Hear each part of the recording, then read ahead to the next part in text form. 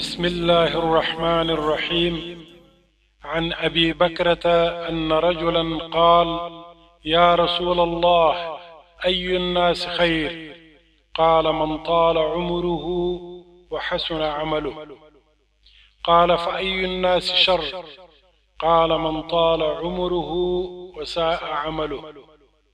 هذا حديث حسن صحيح رواه الترمذي. ابو بکر رضی الله تعالی عنه وای لرسول الله صلی الله علیه وسلم څخه یو سړي پوښتنه وکړه: اې د الله رسوله، خلکو کې څوک ښه دی؟